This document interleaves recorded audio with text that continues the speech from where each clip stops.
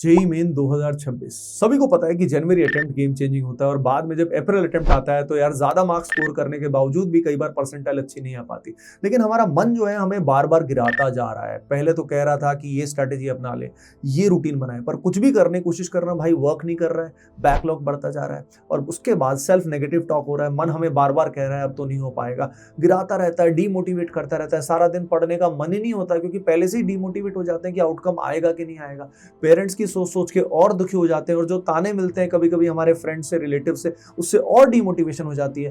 भाई ध्यान रख, ये सिर्फ तेरी हालत नहीं है, बहुत सारे स्टूडेंट्स के साथ ऐसा ही होता है। लेकिन हमें इस लूप से निकलना है, हमें इस नेगेटिविटी के लूप से निकलना है। एक प्रॉब्लम कहाँ है? प्रॉब्लम हमारे माइंड की है। हमारा माइंड हमें बार बार सर्वेंट बना लेता है। माइंड के बारे में एक बात हमेशा कही जाती है कि बहुत ही अच्छा सर्वेंट होता है, लेकिन बन गया है वो हमारा मास्टर। अगर हम उसको कंट्रोल कर लेंगे तो हम इस लूप से बाहर निकल आएंगे। प्रॉब्लम यही है कि हम अपना बेस्ट नहीं दे पा रहे। हम अपना बेस्ट दे पाए ना तो हमें किसी भी चीज का रिग्रेट नहीं होता, किसी भी चीज का मलाल नहीं होता। जस्ट इमेजिन, एक सिनेरियो को इमेजिन करो। जो भी एग्जीक्यूशन प्लान तुम बनाते हो, वो प्लान बनाने के बाद एग्जीक्यूट क्यों नहीं हो पाता है? क्योंकि मन कहता है यार अभी ये मत कर, अरे यार इतना स्ट्रिंजेंट प्लान बना लिया तूने, अब कैसे कंप्लीट होगा, इसको करने से क्या फायदा। नहीं, हर प्लान तो तुम करते हो लेकिन मन जो है हर समय आड़े आ जाता है और उसके अगेंस्ट कुछ बोल देता है, जिस कारण तुम्हारे सारे प्लान बनते तो हैं पर बहुत तुरंत बिगड़ जाते हैं। तू जानता है ना ऑलरेडी कि सारा गेम प्रैक्टिस का है। भाई सारा गेम प्रैक्टिस का है मतलब पिछले 7 साल के कितने सारे पीवाईक्यू है, 12,000 से ज्यादा पीवाईक्यू है। अगर तू सारे पीवाईक्यू कर लेता है, हर चैप्टर के कर लेता है, तेरा काम बन जाएगा। एक बात प्रैक्टिकल रहे, मान ले तेरा बहुत सारा बैकलॉग हो गया है,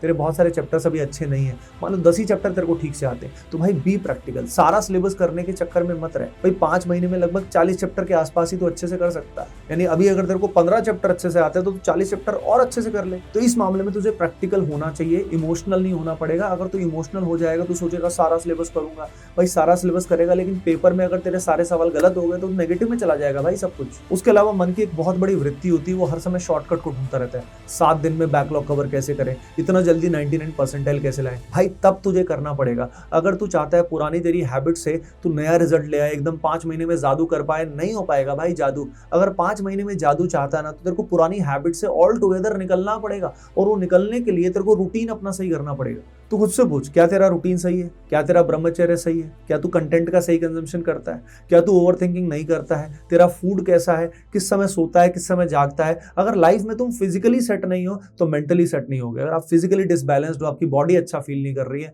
तो आपका मन भी शांत नहीं होगा। मन भी शांत नहीं होगा, कंट्रोल नहीं होगा, नाम जप नहीं करोगे, मेडिटेशन नहीं होगा और मन अध्यात्म से अगर नहीं जुड़ा होगा ना यार, तो काम हमारा बनेगा ही नहीं। और पता है जब हमें कुछ भी समझ में नहीं आता ना कि मन को कैसे शांत करें, तो हम नाम जप भी नहीं कर पाते, मेडिटेशन भी नहीं कर पाते, कोई भी अस्त्र शस्त्र काम नहीं करता, उस समय हरे कृष्णा महामंत्र आपके लिए बहुत पावरफुल होता है। आप YouTube पे सर्च कीजिए हरे कृष्णा प्रभुपद और आपको जो कीर्तन मिलेगा उनको अगर आप सुनेंगे, बैकग्राउंड में रन करेंगे तो मन आपका ऑटोमेटिकली शांत हो जाएगा और आपका मन पे कंट्रोल डेली बढ़ता जाएगा। एक बात का हमें ध्यान रखना है, लाइफ में कोई भी बड़ा गोल अगर हमें अचीव करना है तो तपस्या तो करनी पड़ेगी, यानी कुछ तो सेक्रीफाइसेस करने ही पड़ेंगे। भगवान श्री कृष्ण ने अर्जुन को बोला था, कर्मण्य वादे का रस्ते माँ फलेशु कदाचन। तेरा अधिकार तेरे कर्म पे है, फल पे नहीं। याद रखना, अगर तूने अपना बेस्ट दिया ना तो तुझे कभी मलाल नहीं रहेगा कि रिजल्ट कैसा रहा। हमारा सबसे बड़ा रिग्रेट तब होता है जब हम अपना बेस्ट नहीं दे पाते। इसके अलावा ध्यान रखना, मन बहुत सारे एक्सक्यूजेस बनाता है, बहुत सारे बहाने बनाता है कि अब कैसे हो पाएगा, बैकलॉग इतना हो गया, इतने कम समय में थोड़ी ना होता है, अब तो प्रैक्टिस भी नहीं हो पाएगी, मॉक टेस्ट में बाद में दूंगा।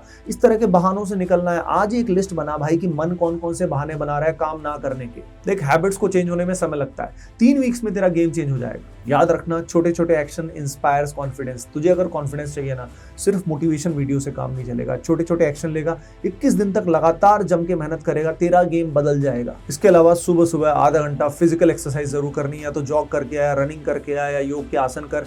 इस समय तेरी बॉडी में ब्लड का जो सर्कुलेशन है वो बढ़ जाएगा, ऑक्सीजन सप्लाई एनहेंस हो जाएगी, यानी सारे दिन के लिए तेरे को पॉजिटिविटी मिल जाएगी। सिर्फ किताबी कीड़ा बन के रहने से काम नहीं बनेगा। स्वामी विवेकानंद हमेशा यह बात कहते थे, ऐसी कोई भी चीज जो आपको कमजोर करती है फिजिकली या mentally, reject it as a poison. यानी आज ही एक लिस्ट बनाओ भाई, कौन कौन सी ऐसी चीजें हैं जो आपको कमजोर कर रही है। ऐसे डिस्ट्रैक्शंस को, ऐसे सोशल मीडिया को, ऐसे वीडियोस को अपनी जिंदगी से निकाल दो भाई। और ऐसे लोगों से इंटरेक्शन करना भी मिनिमाइज करो जो आपकी एनर्जीज को लो करते हैं। तो भाई वक्त है इन सबको अप्लाई करने का। तो भाई मैं जानता हूं तू आज से ही इन सारी बातों को अप्लाई करना शुरू कर देगा और 3 वीक्स में तेरा नया वर्जन आने वाला है। तू अपना बेस्ट देने वाला है जेईई मेन जनवरी में। मैं तेरे साथ। सभी को राधे राधे।